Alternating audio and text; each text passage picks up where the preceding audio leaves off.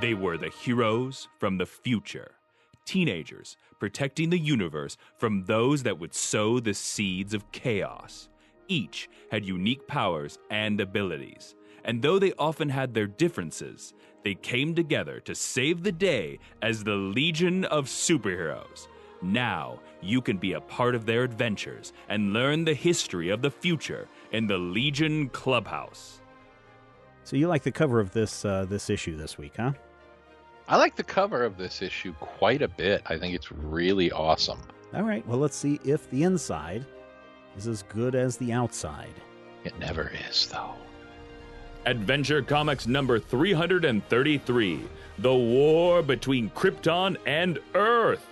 Published June 1965. Written by Edmund Hamilton with art by John Forte. An ancient artifact sends the Legion into the past to discover the terrible truth about the lost planet of Krypton. Oh, Matthew. Yes, sir.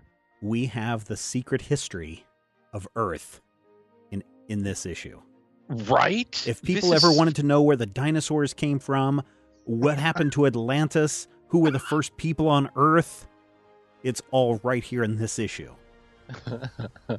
And it's fascinating because it just starts out of the blue. Superboy's like, hello, triplicate girl, who's only in the issue for one panel. Where did everybody go? Oh, they're all gone.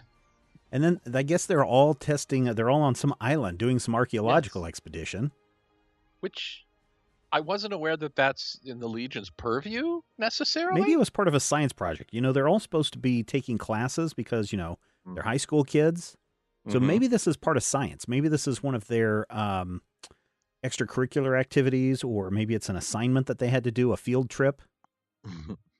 I don't know. My question is, when Superboy arrives, he finds Lightning Lass, Brainiac 5, and Phantom Girl. Yeah. And they're like, oh, good, Superboy's here to actually do the digging.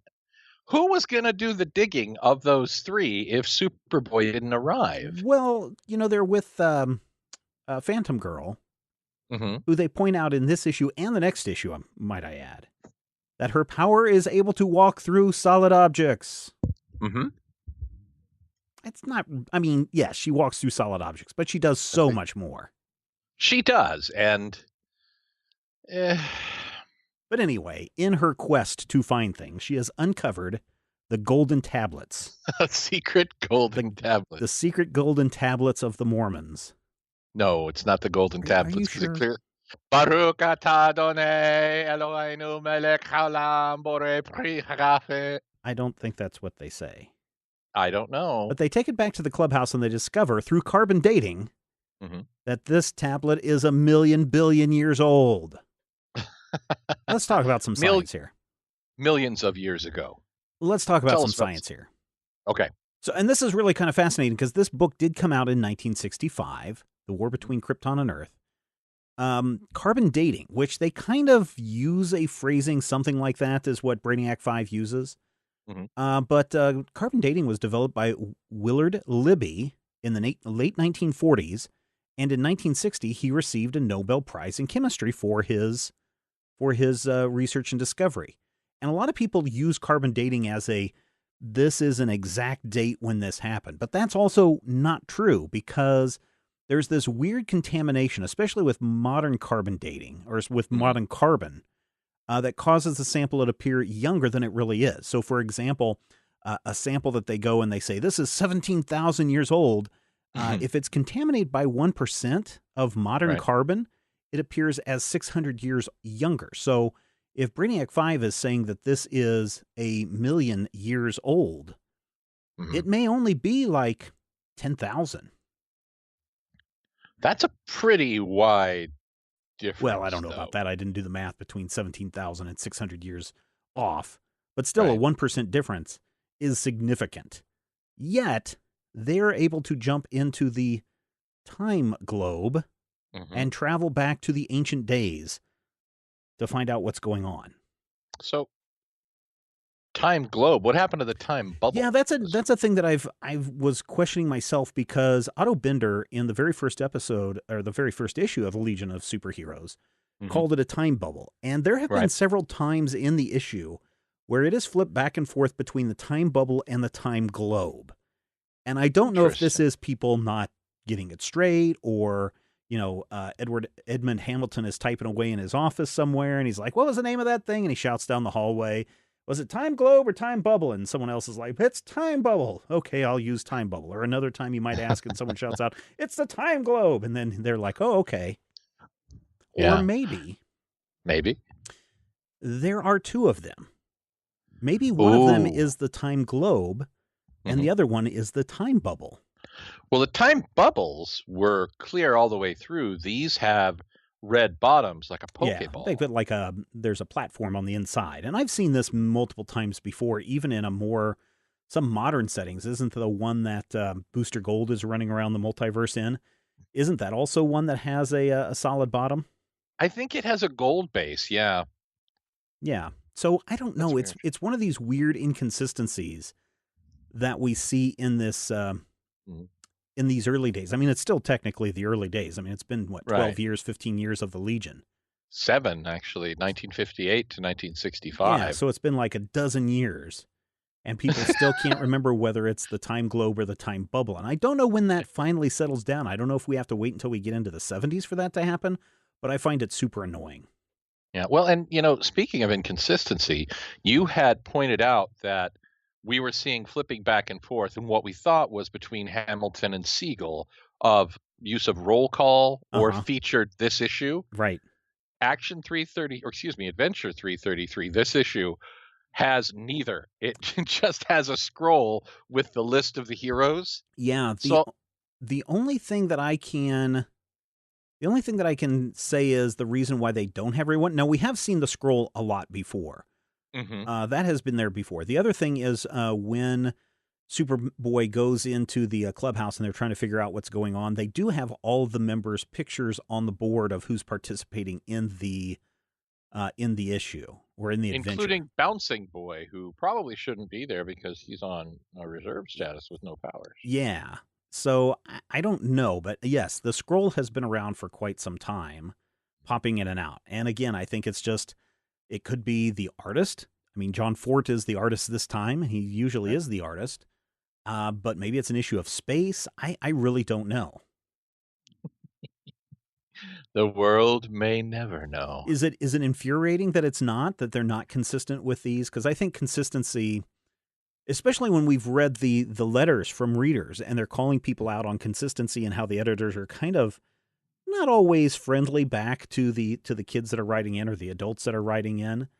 It almost feels like, and this is something we've talked about before, how in the early days comics were really not considered a real job, right? It was something that you should be ashamed of doing, especially in the 1950s and 60s when the not the House Un-American Committee, but when they went after comic books as that filthy, dirty thing. And even Stan Lee didn't want people to know that he did comic books. There's a story where he went to a party and someone had asked what he did, and he says he worked in comics, and someone pulled him aside and said, I would never tell anyone you ever do that again. I don't know. I mean, it could be that, or it could be the Mort Weisinger studio. Basically, the books that come out of the Superman office in the 50s and 60s felt less like they were ashamed of being in comics and more like there wasn't a whole lot of patience for the foolishness.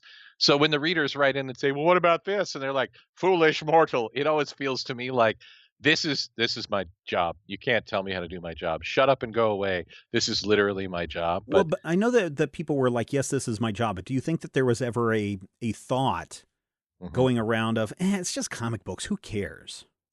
I do, actually. And I think that part of that, and we've seen the 3-year rule of we'll just recycle the story after 3 years because we think the audience has turned over. There's kind of an expectation that this is all disposable, which is why when we see the continuity coming in and as the continuity grows and as the expectation is that, oh my God, these books are collectible and people will keep them and read them and expect them to read of a piece in an order, that we see that consistency starting to, kind of filter down. In a way, I don't mind, things like Time Globe or Time Bubble. It's like your car, is it a car? Is it an automobile? Is it the Jeep? Whatever it is you're driving may have multiple names, and calling something a globe rather than a bubble isn't so much a continuity thing for me.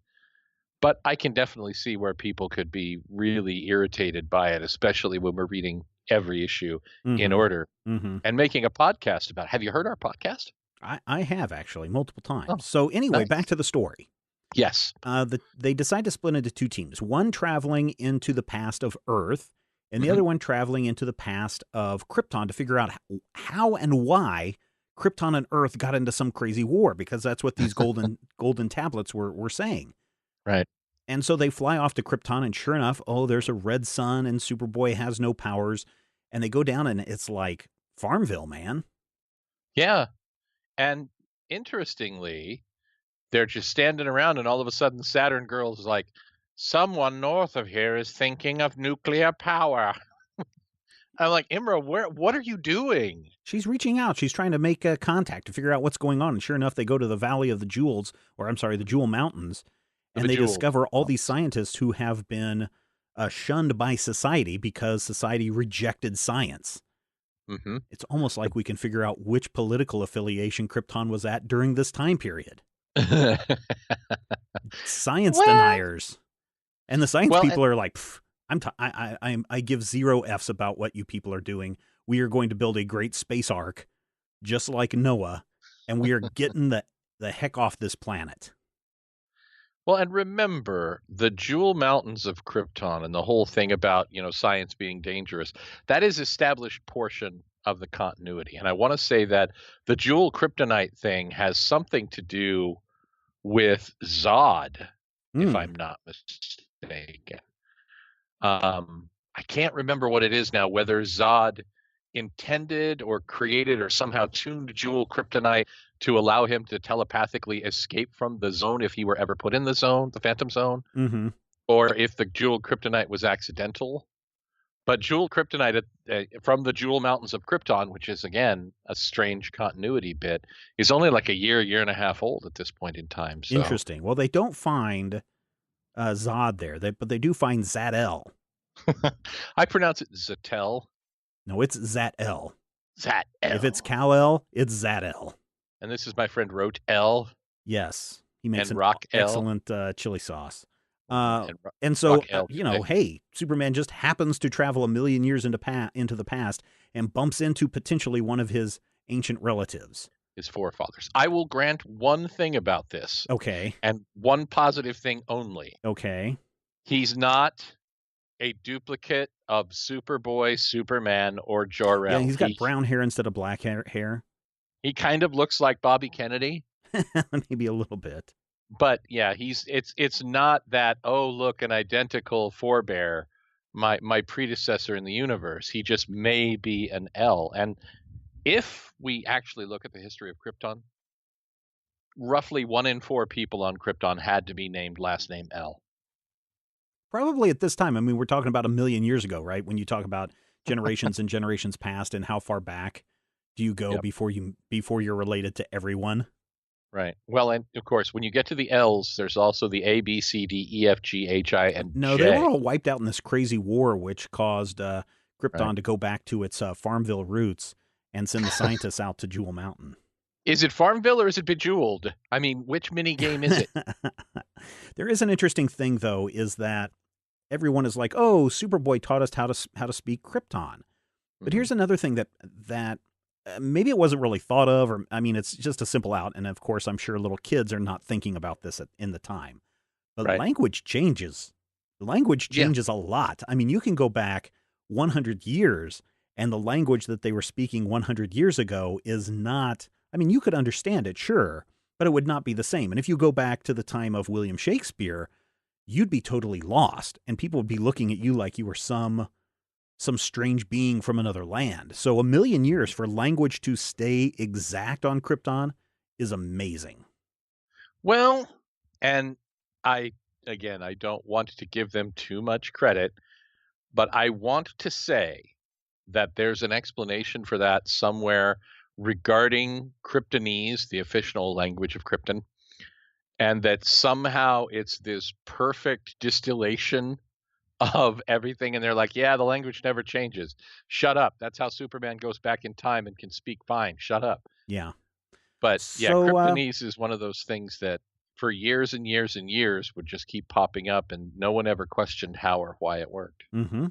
And so they decide to help these Kryptons develop their space arc, and they have to go out and gather 2 of everything. They have to go out and gather 2 dinosaurs of every species. That's right. Mm-hmm. There's a giant panel of Colossal Boy roping in a Tyrannosaurus Rex and going, oh man, these things are super friendly. And this is where the Bucky Goldstein costume gets its name, because I've always said that he looks like a cowboy in his green with the outfit. boots, with his boots the and his stars gloves. and the gloves and everything, and the big belt that's just missing a couple of plastic Red Ryder rifles. You don't wear rifles on your belt, dude. Fine, Red Ryder pistols. I don't know from Red Ryder. So anyway, they go to Earth 1 million years ago. And again, maybe science not quite so right, because they arrive at Earth 1 million years ago and the sun is red. Again, not how the sun works. That's not how suns work at all. No. But anyway, for the story's sake, they realize that Superboy doesn't have his powers, and they're going to go hunt around for these Kryptonians to find the perfect settlement spot to let their dinosaurs run wild so they can do all sorts of crazy science. And that's when they run into the other team of Legion of superheroes who have traveled back in time. I can't believe my eyes. They find that the other team went back in time in Earth's history to find the lost city of Atlantis. Just currently being being built. Not conducted, but the city being built. And it's new. And guess what? These are not Earthlings either. Nowhere in this issue do they talk about where the real Earthlings are at. Oh, the real Earthlings millions of years ago? They're behind the tree. I guess, but suddenly we discover that the Atlanteans are also not of Earth. They are from planet Vroom. Vroom, vroom, vroom, vroom, vroom, vroom, vroom, vroom, vroom, vroom, vroom, vroom. Okay, I'll let you have that joke. And we meet their leader, whose name is Lita Lal. So Lita Lal of planet Vroom is what we like to call the smack the typewriter method of science fiction naming. So where you literally let the cat walk across the keyboard. We should, though, talk about Lita Lal and why the LL is so important in Superman history. Okay.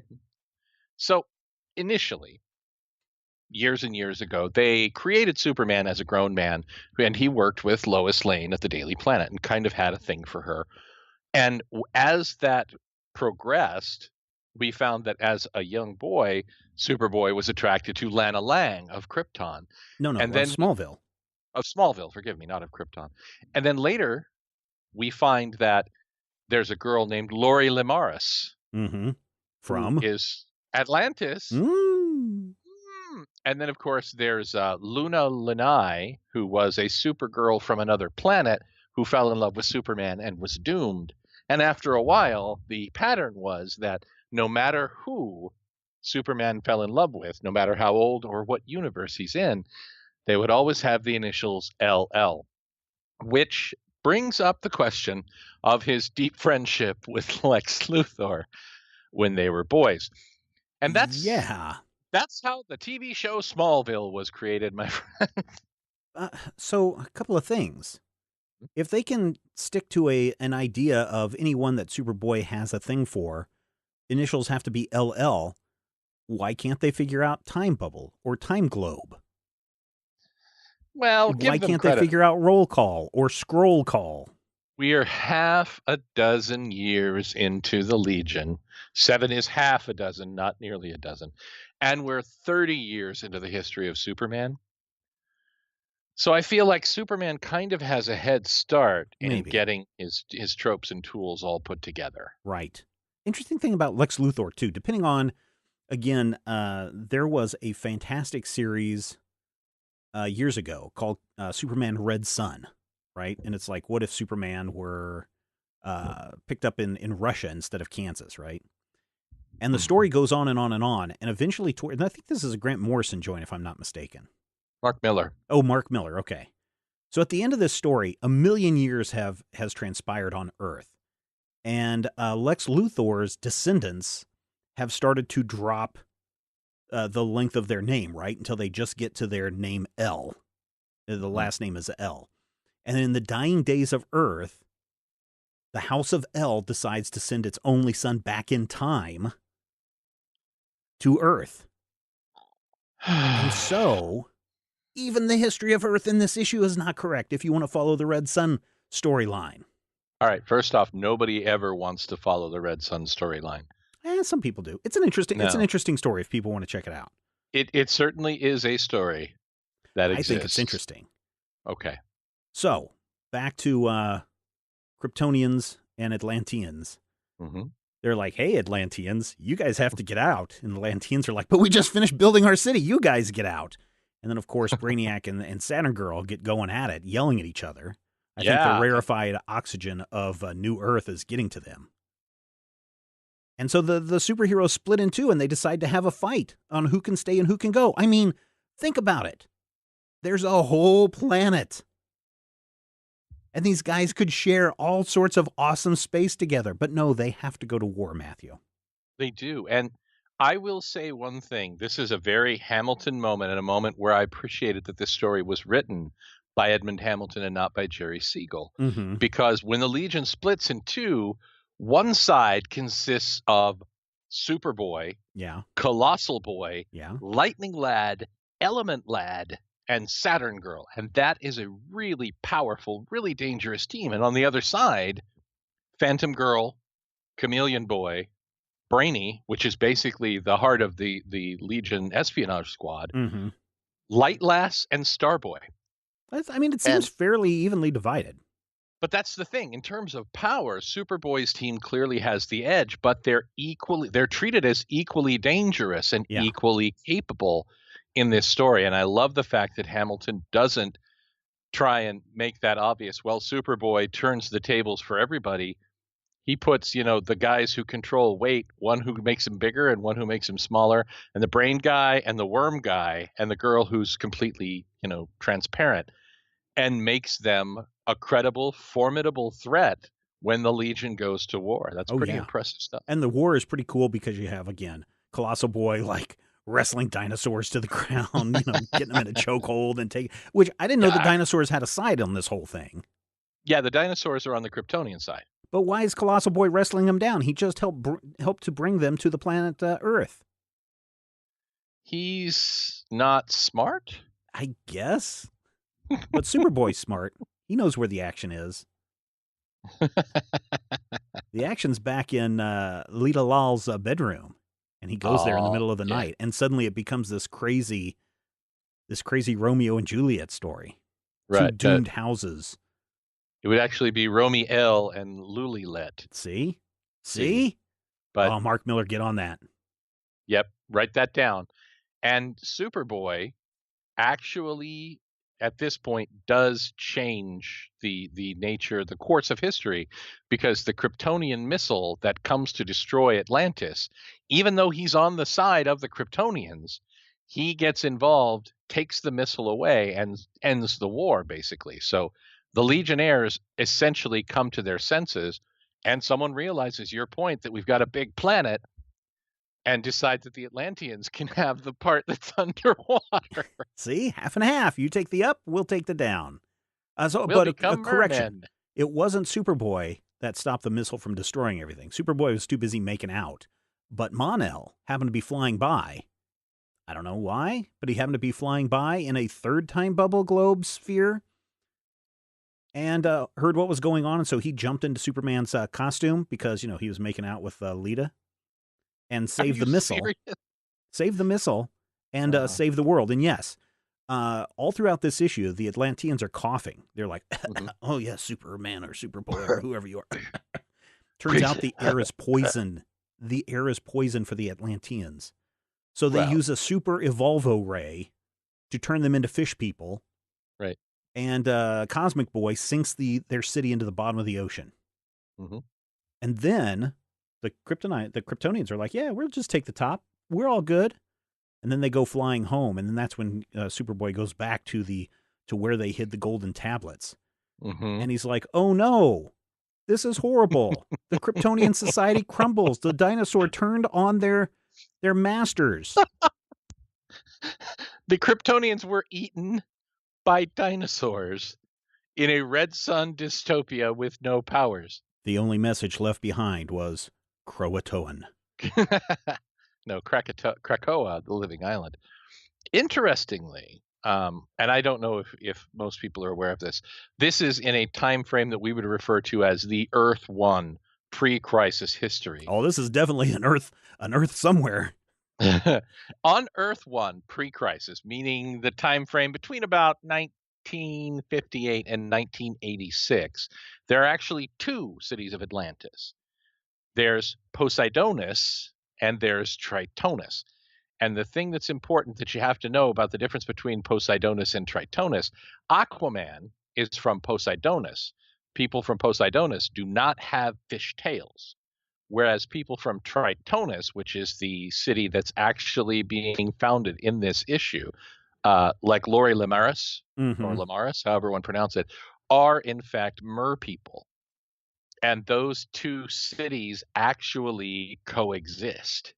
So Tritonus and Poseidonus are separate cities, both called Atlantis. Which one is founded first? This one, millions of years ago. So, I mean, here these Atlanteans, the LL Atlanteans, they just keep giving up ground. They're weak. I mean, they gave up half the. Well, they scored pretty good by going under the ocean because 3/4 of the planet is covered in water. Right, that's like 3/4. But then Aquaman and his people come along and they have to divide that in half again. Yeah, with one of them claiming that he is the king of the seas. It's not fair, but that's the way it goes. And whether we look at it or not, because again, there are many different Atlantises seen in DC Comics, and this is an attempt to stitch them all together.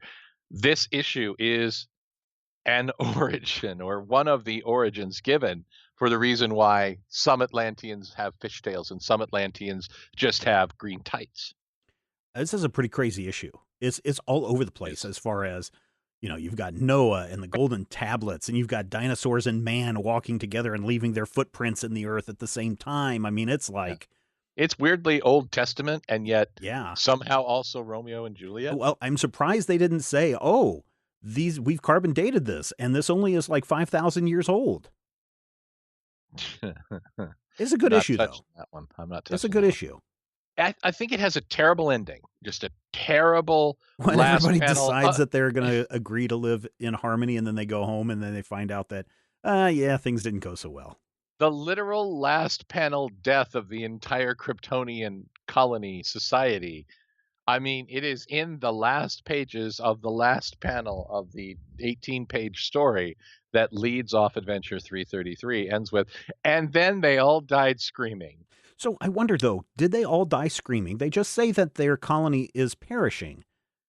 Did they go home because they became wild and attacked us? Yes, but our colony is perishing. He's still writing this. I mean, the question is, did they return home? Because if Zet-El is actually a descendant, I mean, sure, maybe they had cousins and whatnot. But how did Jor-El and Sig-El and all the rest come to be back on Krypton? Well,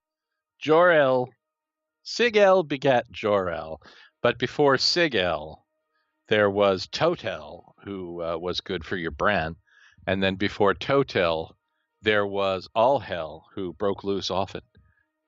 I don't know. There's some questions that still need to be answered, and I expect that to happen in coming issues. Need is probably the wrong word here.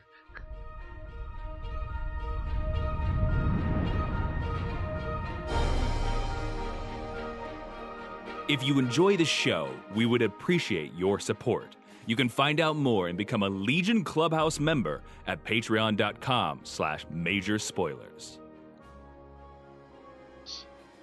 There was an interesting thing going on in the early days of comics, right? You had comic books at drugstores, you had comic books at grocery stores, you had comic books on the newsstands, and right around this time you also have start of the rise of the comic book shop, the individual store.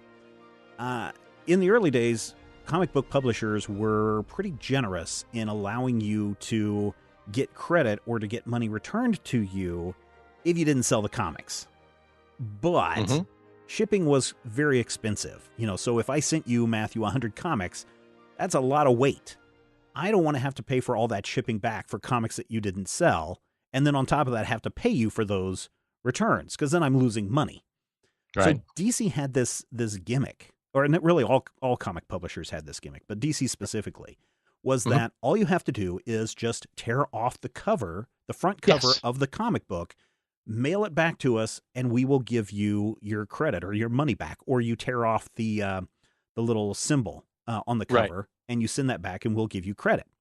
Basically, you rip off the title on the front page, and then they would credit your account, and then next month you would have some books come through that were free. Yeah. And so, interestingly, at one point in it's probably late 70s, early 80s, when my mom was a teacher, she got a donation of a bunch of comic books, like a bunch of comic books. There was probably about 100 comic books, so that she could use in her classroom, so the kids could cut them up and use them for projects and different kinds of things.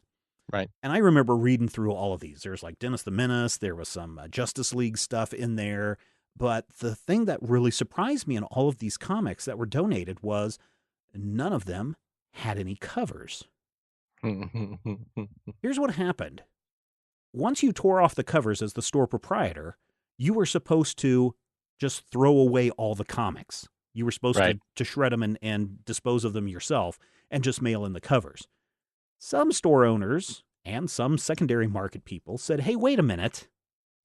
What if we just sold these at a discount?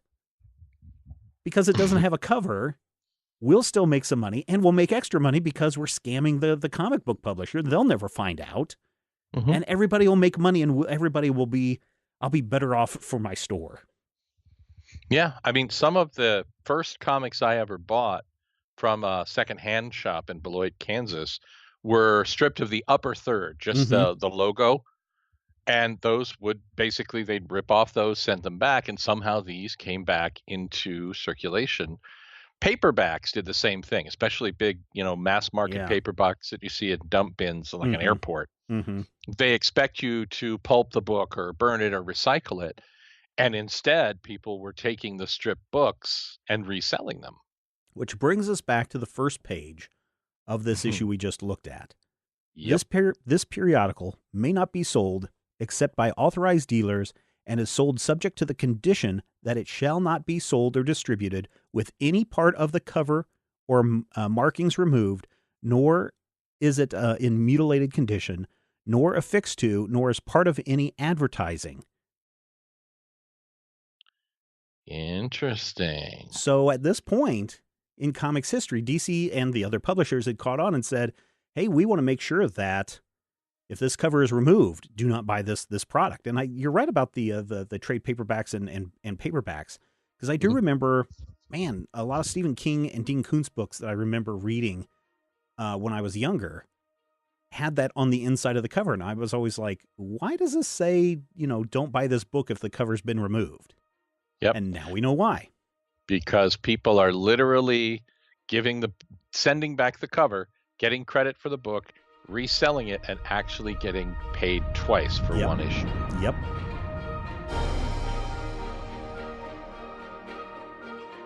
Adventure Comics number 334, The Unknown Legionnaire. Published July 1965. Written by Edmund Hamilton with art by John Forte. Can you guess the stunning secret of Unknown Boy? I'm baffled, Light Lass. The statue, like the real Unknown Legionnaire, wears a lead mask. This statue honors the mystery youth who saved the Legion. Who is he, Superboy? And Brainiac's like, I know he's one of us. Well, yeah, dopes. You can't have an Unknown Legionnaire if this makes no sense. Okay, first and foremost, whatever else you say about this issue, Unknown Boy has the best costume in the Legion of Superheroes. Oh, you just said Colossal Boy has the best costume. Well, I am large. I contain multitudes. And now I have decided that Unknown Boy's costume is better than Colossal Boy's costume.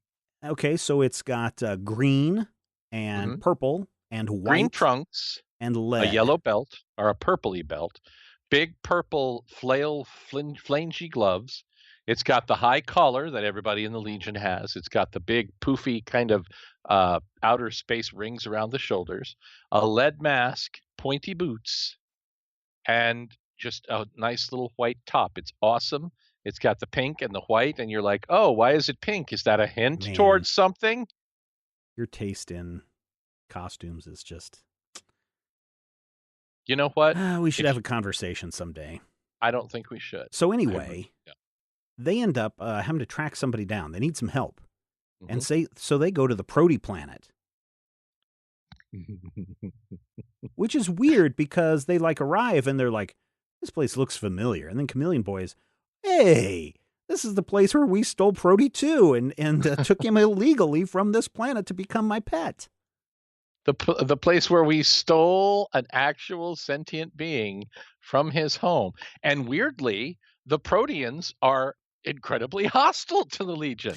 I can't imagine why. Well, but it's interesting because I thought when we had visited the Prody planet before, and I can't remember what issue it was in.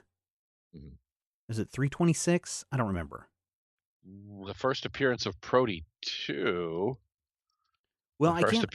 was it the first appearance of Prody? Prody first appeared in 308, which was right after Lightning Lad died. Ah, okay. So, but here's the thing. When they originally went there, the Proteans were relatively nice and gentle. They were, and they were much smaller. But now they're like these huge monsters that transform and start attacking the Legion members. I don't think it's because they stole Prody. Something else is going on. I agree. Something weird, something unpleasant is up in the planet of Denmark. And so Brainiac is like, hey, man, I need to develop a spray so that we can figure out who is real and who's a Protean. And unfortunately, he sprays it on Chameleon Boy first and locks Chameleon Boy's shape-shifting power out. For this issue. It's temporary, right? Sure. But what is this spray? It's actually a clue. Is it? It is, because the spray, we've seen something very much like it before in a previous episode. It's called Cancelite, or rather was called Cancelite in that first appearance. And it was invented by a Legionnaire, who shall remain nameless because it's a secret, to inhibit the powers of Durlans. You remember the revolt of the girl Legionnaires, where all the girl Legionnaires turned on the boys and were like, yeah. Yeah, that was the feminazi episode. The feminazi episode, episode 21, way back in Adventure 326, or 7 issues ago.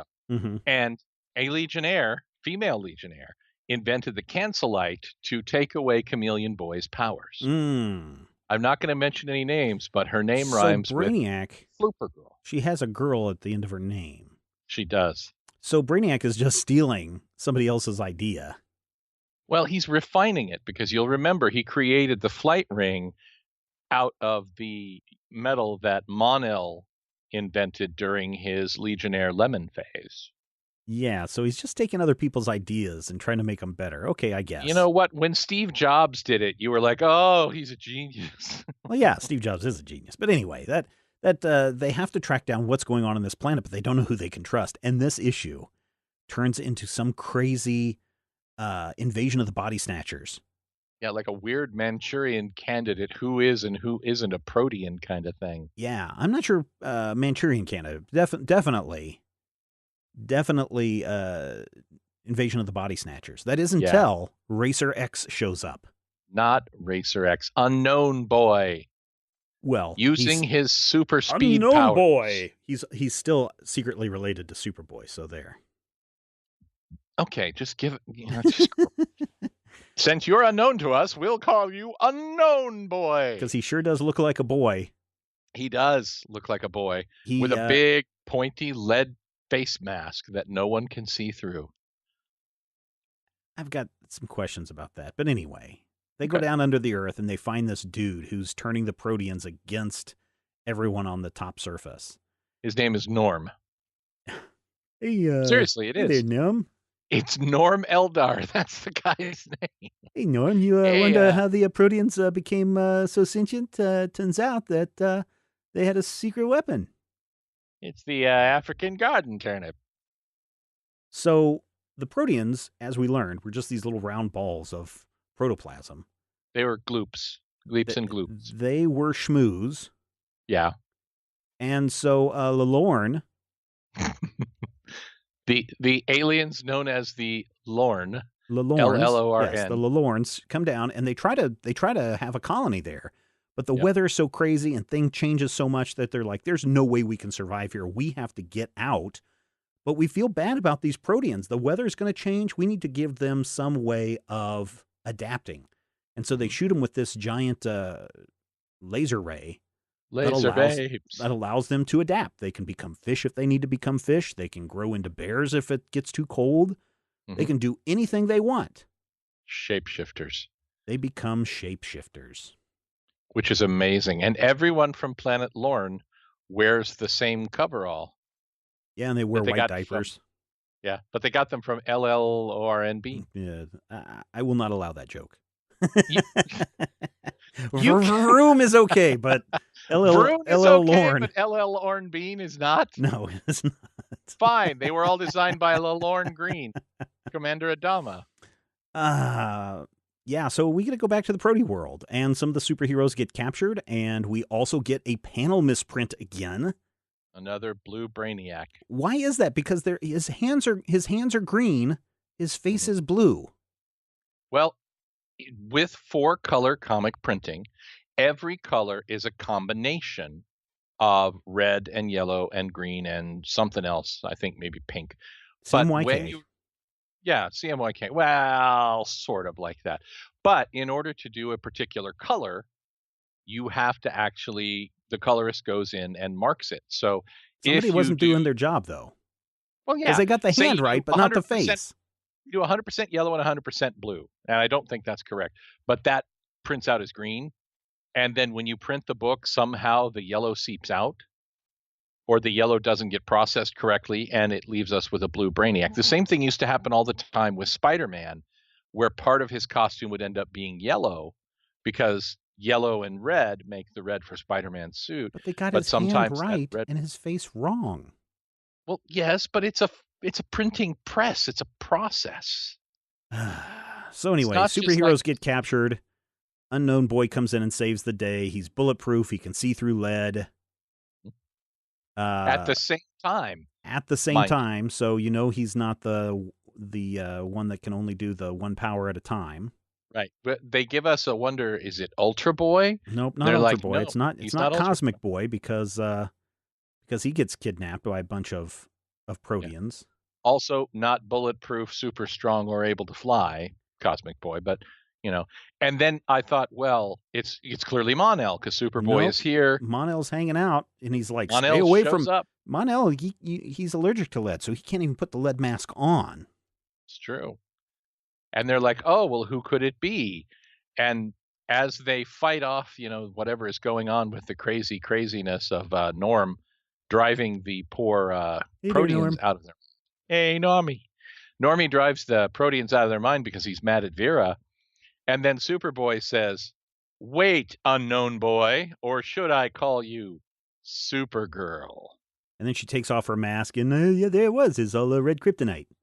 And as she takes off her mask, she shrinks by a full head. Well, she had to pile I think the reason why the helmet is all pointy is because she had to pile her hair on top so it wouldn't leak out the bottom. Well, how come she's the same height as Supergirl when he calls her out and suddenly a head shorter when she takes off her mask? It's red kryptonite. Who knows what's going on with the red kryptonite? Inflatable costume. That's what it is.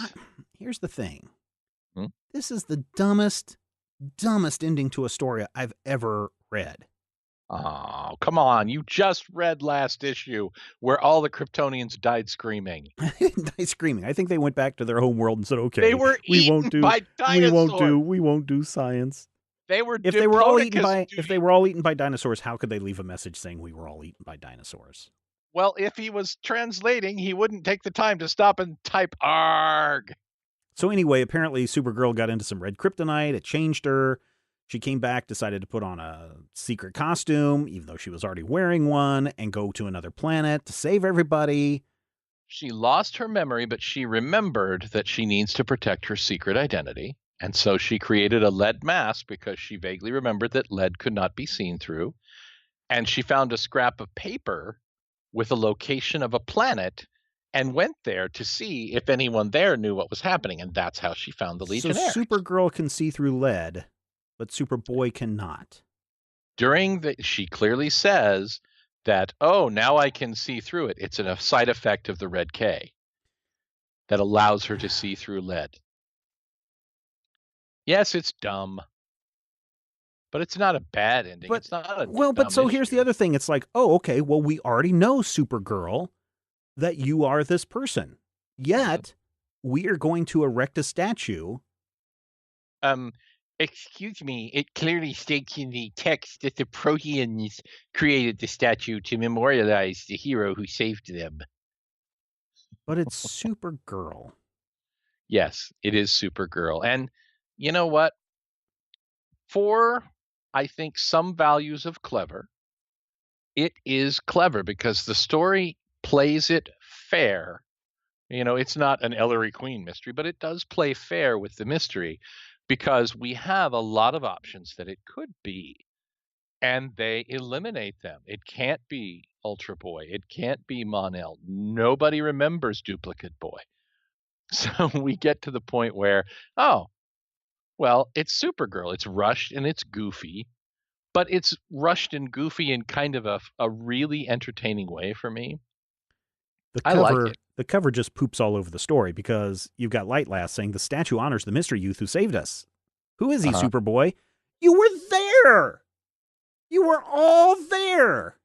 You know who the Unknown Legionnaire is. All right. Covers are not meant to be representational of things that happen in the issue, especially not an Adventure Comics cover in 1965. Well, they could have just put a little sign at the bottom in parentheses. Hint, it's Supergirl.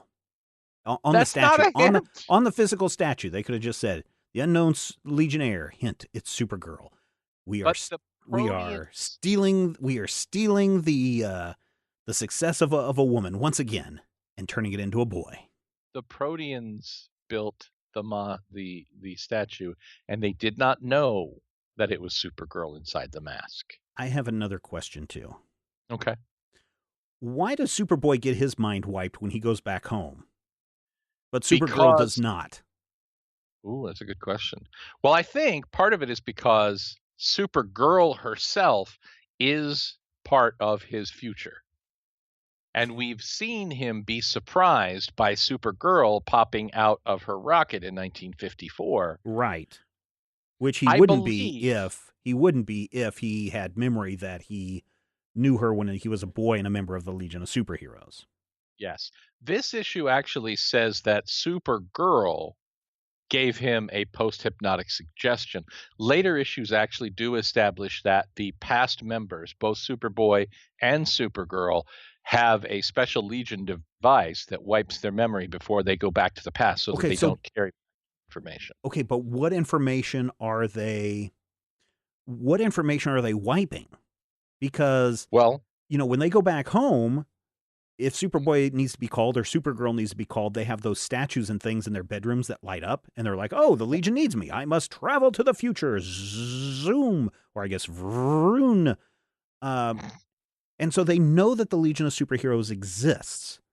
But are they wiping their mind of all of that? Because I could see like Superboy just walking into a meeting and Supergirl's there and he's like, oh, hello, who are you? Right. Well, when you're in the future, your memory's back. That's so weird. I don't think that's how hypnosis works. As soon as you get there, your memory is back. That's how the future technology works. It's really weird. It's really disturbing on a lot of different levels. And I know it's an out. I know it's an out because DC needs to say, well, we have adult Superman and we have boy Superman, and their comics are going on at the same time, yet there's going to be all sorts of questions raised about future knowledge, etc. Mm-hmm. Let's hypnotize them. Let's make them forget what's going on. And they don't really touch on it enough, but when you think about it, Supergirl comes from 10 years in Superboy's future. Mm-hmm. So the fact that she is wiping his memory at this level, if we take it at face value, she has put a post-hypnotic suggestion in his mind to protect her chunk of the future.